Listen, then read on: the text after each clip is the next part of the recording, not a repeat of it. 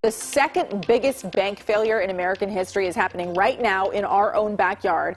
It's been a really shocking 48 hours for Silicon Valley Bank, and now the government has taken control of it. So here is how all of this happened. It's not the first, it won't be the last. Why will this be even worse than 2007, 2008?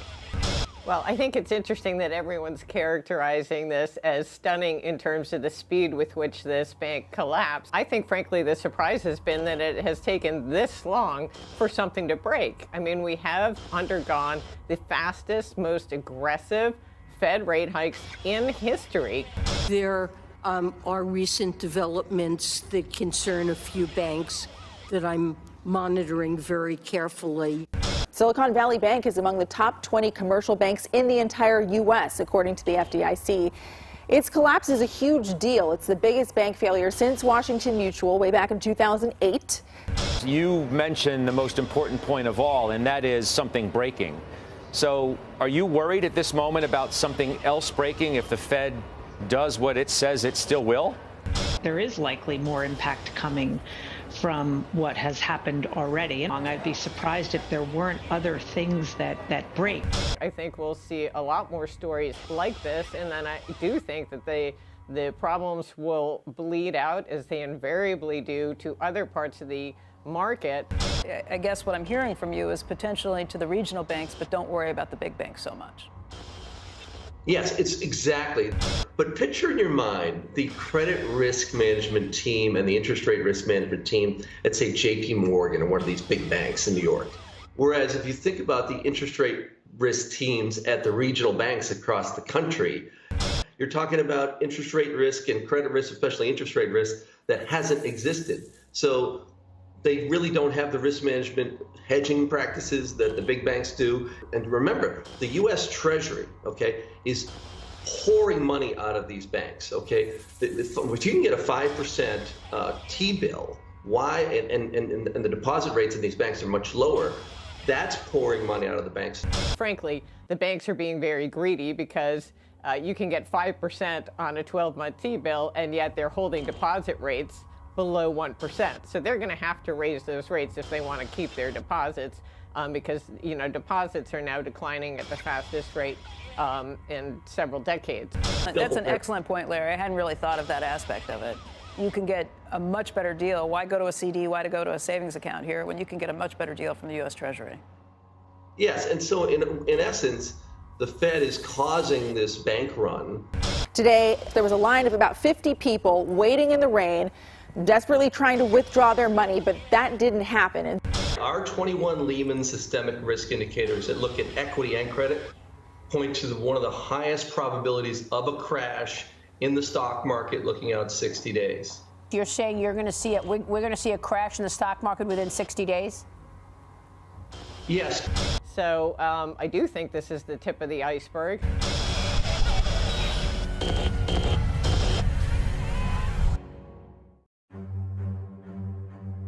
Na última semana, o Silicon Valley Bank, o 16º maior banco dos Estados Unidos, entrou em colapso após apresentar problemas de liquidez e falhar ao tentar levantar capital para cobrir um forte prejuízo em seu balanço, tornando-se assim a segunda maior falência de um banco da história americana.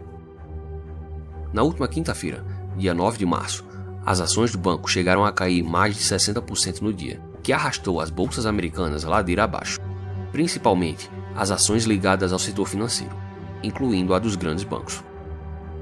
No dia seguinte, as ações da instituição chegaram a cair mais 60% no pré-market, até que a negociação do ativo foi interrompida e os reguladores decidiram encerrar as atividades do banco, no que se tornou então a maior falência de um banco americano desde 2008.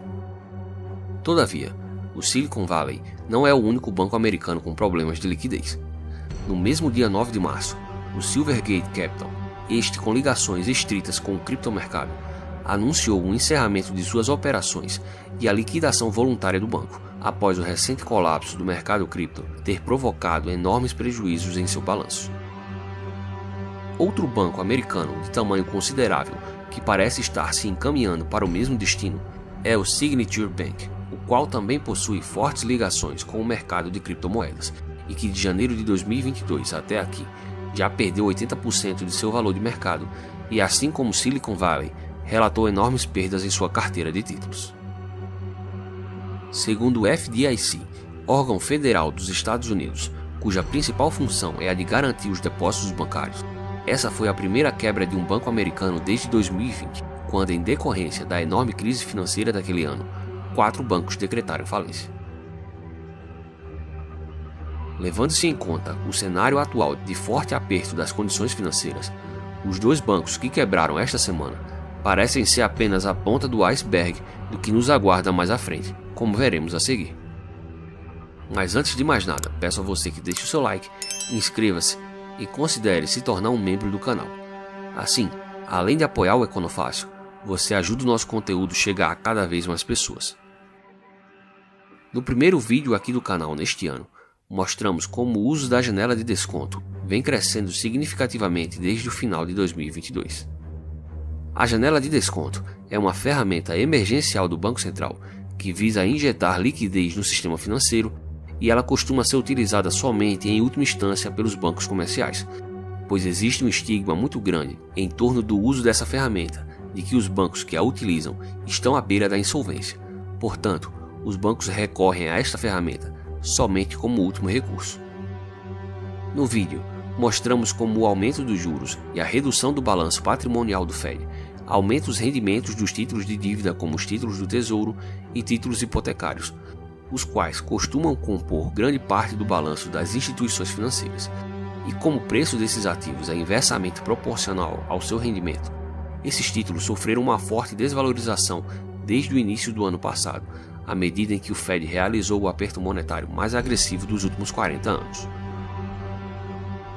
A desvalorização desses ativos fez com que os bancos americanos sofressem perdas não realizadas de aproximadamente 700 bilhões de dólares em 2022 em suas carteiras de títulos. Perdas não realizadas é como chamamos os prejuízos provocados pela desvalorização de ativos que ainda não foram vendidos. Portanto, por mais que o preço de um ativo tenha despencado, o prejuízo provocado por essa queda só será concretizado ou realizado no momento em que esse ativo for vendido. Segundo o banco JP Morgan, essas perdas não realizadas atingiram em cheio pelo menos 30 bancos americanos de menor porte, que viram seus patrimônios evaporarem e acabaram se tornando inelegíveis para empréstimos de outras fontes, além da janela de desconto do Fed. Entretanto, não são somente os bancos pequenos que estão sofrendo com o volume de perdas não realizadas em suas carteiras de títulos. Os grandes bancos americanos, como o próprio JP Morgan, o Bank of America, o Citibank e o Wells Fargo, considerados os 4 maiores bancos dos Estados Unidos, têm também sofrido enormes prejuízos contábeis com a desvalorização de ativos em seu balanço. Esse particularmente foi o caso do Silicon Valley Bank, ou SVB, que entrou em colapso na última semana. Um banco especializado na prestação de serviços financeiros para startups de tecnologia, que até o terceiro trimestre de 2022 já contabilizava 16 bilhões de dólares em perdas não realizadas, quantia superior ao patrimônio líquido do banco, que era de 15,8 bilhões. O banco possuía 212 bilhões em ativos e um passivo de 173 bilhões em depósitos, o que lhe dava uma aparência de solidez robusta. Não por acaso, apenas 3 dias antes da quebra do banco, a Forbes colocou o SVB no ranking de melhores bancos da América. O problema é que desses 212 bilhões em ativos, somente 26 bilhões estavam disponíveis para a venda. Todo o restante da carteira do banco era composta por títulos sem liquidez, ou seja, cujo resgate só é possível no vencimento.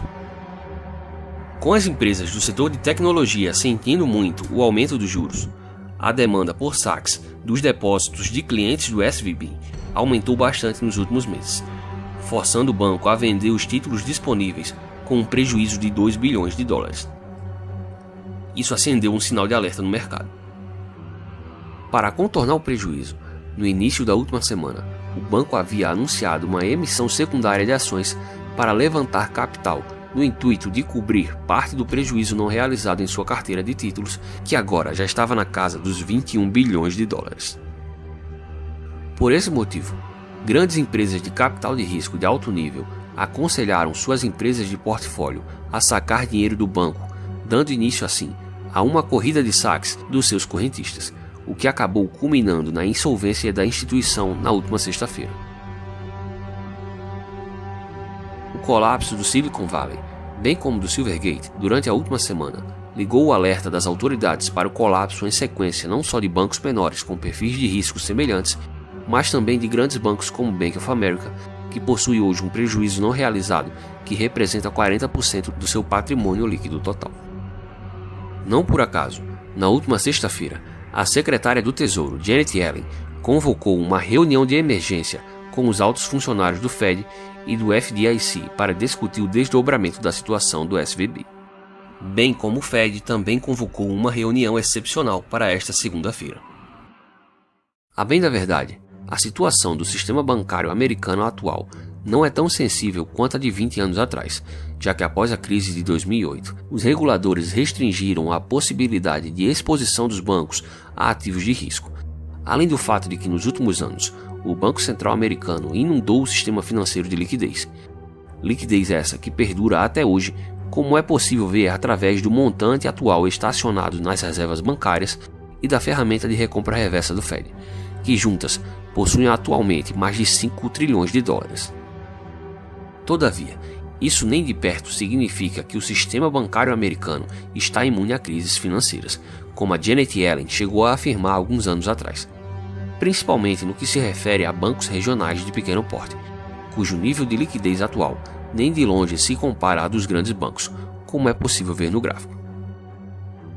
Além do mais, a despeito da aparente solidez, a situação atual é particularmente delicada por dois motivos principais. O primeiro é que, com uma taxa de juros a 5%, cada vez menos investidores estarão dispostos a correr o risco de deixarem o seu dinheiro parado em bancos com risco de insolvência, principalmente os de menor porte, sendo que eles podem comprar títulos do Tesouro, que são considerados como livres de risco, a um rendimento razoável. Nesse sentido, a quebra do SVB e do Silvergate em menor proporção podem acelerar essa percepção e servir como um gatilho para novas corridas bancárias nos próximos dias. O segundo ponto é que, apesar da queda recente, a inflação americana segue em um patamar bastante elevado, e dados recentes do mercado de trabalho como o payroll e indicadores de preços como o CPI, PPI e o PCE têm mostrado uma resiliência da economia americana, apontando para uma inflação mais persistente, o que incide inevitavelmente na necessidade de taxas de juros mais altas e mais duradouras por parte do Fed. Esse cenário acaba jogando o Fed em um beco sem saída, em que, ao mesmo tempo em que começam a surgir sinais mais sérios de falta de liquidez no sistema financeiro por conta do forte aperto monetário, a inflação de preços segue elevada e ameaça retomar uma tendência de alta caso o Banco Central americano não haja com maior firmeza. Na próxima semana, teremos mais uma reunião de política monetária do Fed e a divulgação do próximo CPI no dia 14 de março, bem como o desdobramento da situação dos bancos americanos a partir do colapso do SVB, serão os pontos-chave para o direcionamento do Fed durante a reunião, já que até o momento ainda paira uma incerteza no mercado sobre qual será o ritmo de aumento dos juros, bem como sobre qual será a taxa final que será discriminada no dot plot.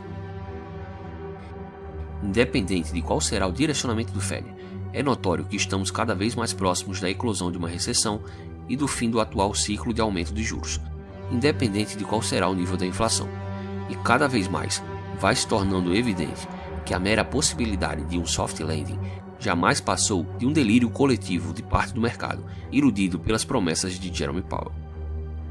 A realidade nua e crua é que estamos cada vez mais próximo do momento em que o Fed terá de escolher entre levar a inflação para sua meta de 2% às custas do bem-estar do sistema financeiro e da economia americana, ou preservar a estabilidade dos mercados, deixando a inflação ressurgir em uma segunda onda que poderá ser ainda mais agressiva. Para mim, parece óbvio qual será o caminho escolhido pelo Fed. E você? Deixe nos comentários qual é a sua aposta. Se você gostou do conteúdo, então deixe o seu like e se inscreva no canal. Caso queira apoiar o Econofácil, clique no botão Seja Membro e conheça os benefícios exclusivos.